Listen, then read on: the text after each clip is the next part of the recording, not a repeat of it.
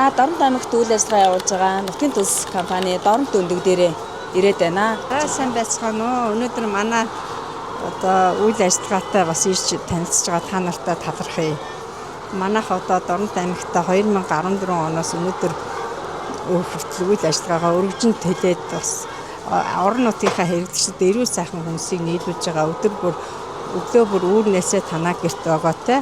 Ингээ бас энийгээ дагаад манай үйл ажиллагааг одоо орон нутгийн хэрэглэгчдүүдээ маш сайхан амтархан авч хэрэгжилж байгаа. Дорнод аймгийг хангах хэмжээнд бас хүчин чадал маань ямар байгаа вэ? Анх манайх бол 2500 дахиагаар үйл ажиллагаа анх эхэлж ирсэн.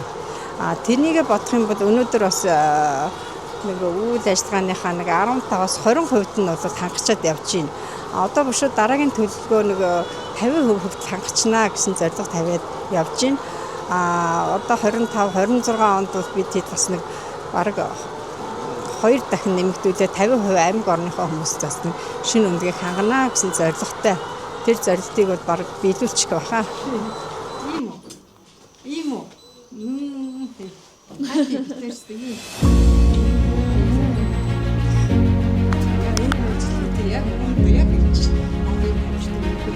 Өнөөдөр анс 30 жилийн түүхтэй бас энэ том одоо аж ахуйг аваа явж байна. Тэгээд хүний нөөц ажиллах хүчнээ яаж хангаж байна та? Энэ маш чухлаа. Ингээд анх би тэр чинь нөгөө гэр бүлийн хүрээнд эхэлж ийсэн шүү дээ. Өрхийн хэмжээнд нэг хүнтэй гуруулаад. Өнөөдөр одоо би тэдээр 12-оо бодоод үйл ажиллагаа явуулж байгаа. Инхээр нөгөө ажлын байраа нэмэгдүүлсэн бас ингээд ажлынхаа байранд л хөгжлийн бэрхшээлтэй хүмүүс ч бас ажиллаж байна. Ажлын байран дээр бол бид нэр бас зарын нөгөө хөдөлмөрийн халамжийн нөгөө хөдөлмөрийн төвчөн дээр нөгөө ажлын зар өгдөг шүү дээ. Тэр дагуу бас хүн амьтанд захиалга өгөөд бас ганц 2 хүн ирж орсон. Ер нь тэгээд манай хүмүүс үлдэх доктор шүүрчилтэй ажиллах ёстой. Орж гараад байх юм шалтгаан байдгүй. Тийм учраас би бас амтныхаа ажилласан хүмүүстэй бараг дийлэнх нь хамт ажиллаж байгаа. Тэгэхээр ингээд нэг хүн манад хэдийгээр 12 хүн бодож тэр хүмүүсээ хад 3 хүн байх жишээтэй. Ингээд бодохоор би бас нийгэмд энэ хүмүүсийнхээ бас нэг тэр хүмүүсийг ажлын байраар бас хангаж ажиллаж байгаа гэдэг бодол манад бас байна. Хөгжлийн бэрхшээлтэй нэг өөр айгүй юм хийх идэвхтэй байдаг. Тэгээд ингээд ойлголцоод ажилладаг. Ер нь бол бас энэ үйлдвэр дээр бас хөгжлийн бэрхшээлтэй хүн төр бас ажлын байранд нийцэх үхэд бас их асуудалтай. Нэлээд ойлголцож чинь. Ер нь бол гэхдээ би ногоо тарих үедээ энэ хүнтэйгээ хамтарч ажилладаг. Гэхдээ одоо манай дахины аж ахуй дээр өндгөө төвөх, хоол тэжээлийн тавих иймэрхүү юмд бол манай энэ ажиллаж байгаа хүн бол ер нь ойлгоцсон бас боломжийн. Бас үйлдвэр юм болохоор бас хамаагүй бас хэцүү л дээ. Яг үүндээ бол бас тэгээ бидний ойлголцох нь аюул чухал байдаг. Тэгэхээр нөгөө энгийн хүнтэй ажиллахад ажлын бүтээмж нь ер нь адилхан байж чадчихна уу? Нэх айхтар муугүй шүү. Ямар ч байсан тэр хүн хийх ёстой ажлаа хийн. Ажлын бүтээмж бол тийм муу гэж хэлэх юм биш. Сайхан бидний дунд ороод ингээд бас хамт олонны дунд орж ажиллана гэдэг нь аюул гоё байгаа юм шиг байна. Тэр нь аюул чухал тий. Бас хэдий юу байлаач гэсэн энэ хүнийг бол бид нар бас дундаа хийгээд ингээд явах нь аюул чухал байдгийг айгүй хөөрхөн ойлголцоод байдаг шүү.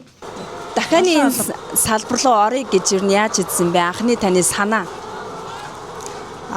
Ер нь бол би өөрөө 1996 оноос хойш хүмүүсийн ногоо тариалж эхэлсэн.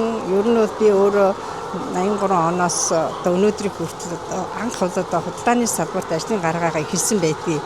Ингээд зах зээлийн нийгэм шилжээд одоо хуваараа хөдөлмөр эрхлэхэд хүмүүсийн ногоо тариалсан.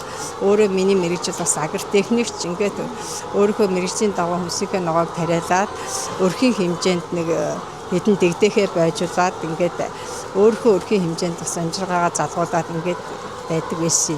Өөрийнхөө бас нэг суур одоо бас нэг туршлагыг ашиглаад би манай гэр бүлийн хүн бит хоёр одоо ингээд 2500 дахиад ловон браав ингээд орс үйлдвэрийг тийм дахиагаар анх одоо өөрийнхөө хашаанд эхэлж ирсэн нэг хүнтэй гуруулаа. Тий. Эндээсээ хойш тэгээд бас ингээд хүмүүс маань бас эрүүл хүнс эдгийг маш их хүсдэг болсон учраас бас нөгөөдгөө нэмэх шаардлага гарсан. Ингээд энэ үйл ажиллагаагаа бас өргөдгөөд өнөөдөр энэ 14 оноос хойш гэдэг чинь 11 жилийн туршид одоо манайх 100000 дахиад бүтэн одоо өндгөдөд явж байна. Жил бүрийн 6 сард манайх сөрөг сэлбэлт хийдэг. 18 сар дахиад маань өндөглөө дараагийнхаа шин дэгдэхийг бойжуулаад бид нар бол дэгдэхийг бойжуулаад дараа нь манай хүмүүстэй бас өндөглөлтийг нийлүүлдэг. Тий.